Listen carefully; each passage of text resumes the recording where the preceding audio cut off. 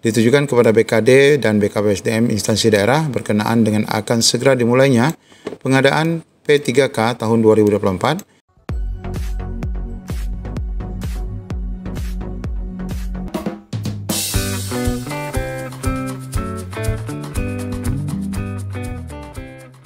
Assalamualaikum warahmatullahi wabarakatuh. Apa kabar rekan Honoris Indonesia? Di video kali ini kita kembali akan mengupdate informasi terkini berkaitan dengan rencana seleksi P3K. Baru saja kita dapatkan informasi dari BKN terkait kepastian pelaksanaan seleksi CSN 2024. Pembuatan akun, pelamaran, dan secara administrasi menjadi hal mutlak yang patut kita pahami. Kita berharap seleksi P3K ini tidak molor ke Oktober. Bagaimana info lengkapnya? Ikuti video ini sampai selesai.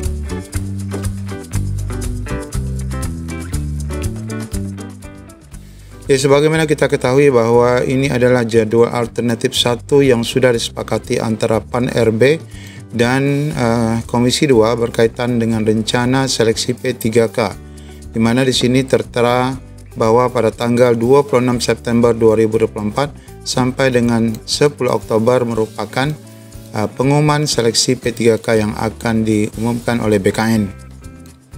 Sedangkan bagi kita peserta ataupun honorer dipersilakan untuk login di tanggal 27 September sampai dengan 21 Oktober. Cukup panjang waktunya, ada 25 hari, sedangkan proses seleksi administrasinya akan berlangsung selama 35 hari atau 1 bulan.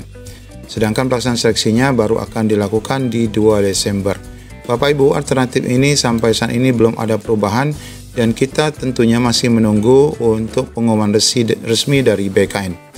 Bapak Ibu, kenyataannya bahwa kepastian pelaksanaan seleksi CSN 2024 yang tetap dilakukan di tahun 2024 ini semakin kuat saja sinyalnya setelah kemarin di tanggal 30 Agustus diserahkan formasi untuk semua jabatan fungsional P3K.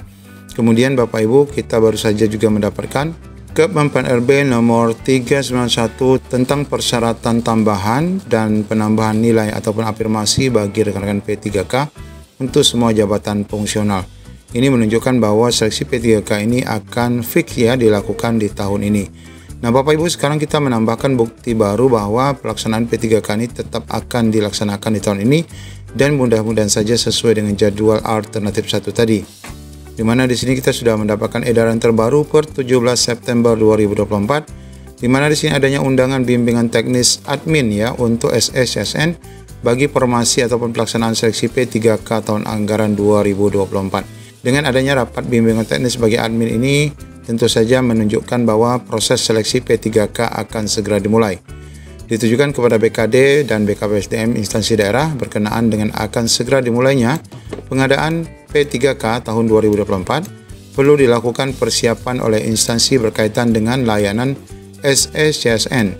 Sehubungan dengan hal itu, mohon berkenan Bapak Ibu menugaskan admin SSN Informasi Pegawai P3K untuk mengikuti bimbingan teknis atau BIMTEK yang dilaksanakan semalam ya, ini Rabu 18 September pukul 8 pagi.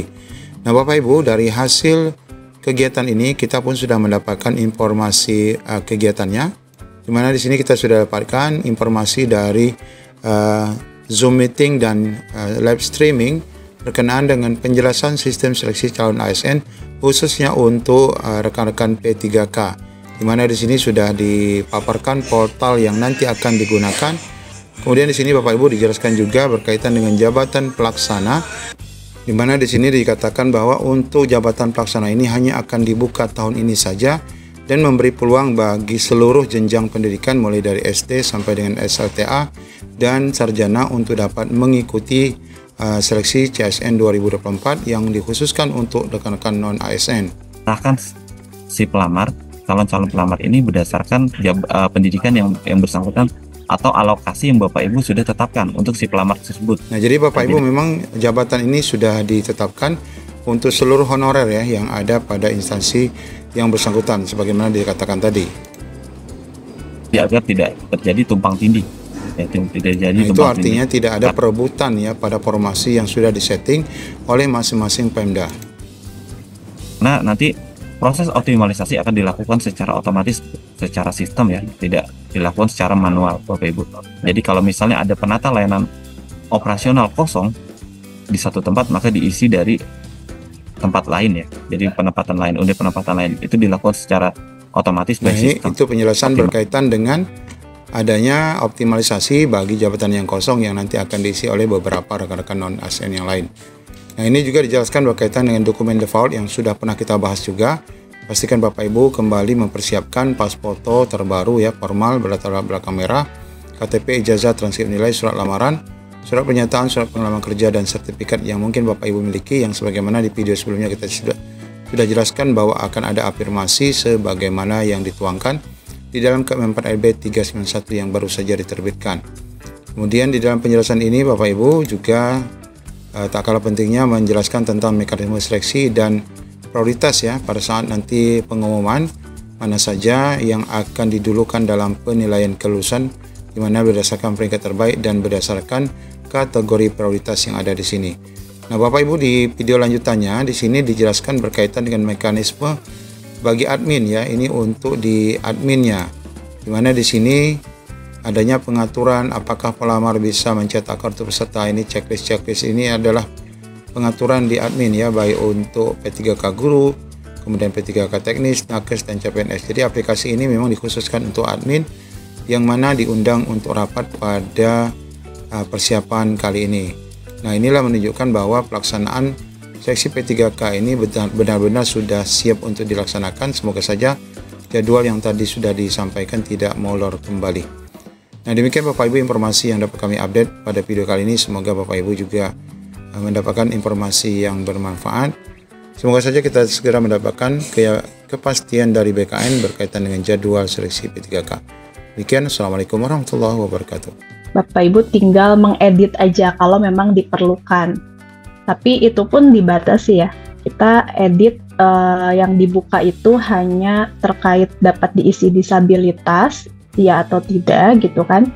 Terus keterangan pendidikan jika diperlukan, batas usia tadi misalnya saya nggak mau bukanya sampai 57 gitu, maunya misalnya 50. Ya silahkan itu diedit.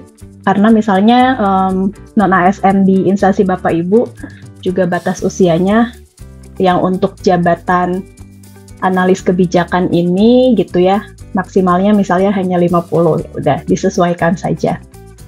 IPK minimum ini jika ada ketentuan IPK, input nilai sertifikasi bahasa asing jika ada. Nah, ini data dari SCSN sudah kami tarik ya untuk penghasilan minimum, maksimum, deskripsi pekerjaan, kemudian skill atau kebutuhan keahlian, tapi masih bisa diedit jika perlu. Untuk jenis formasi, semuanya khusus non-ASN yang sudah ada bekerja di instansi Bapak Ibu.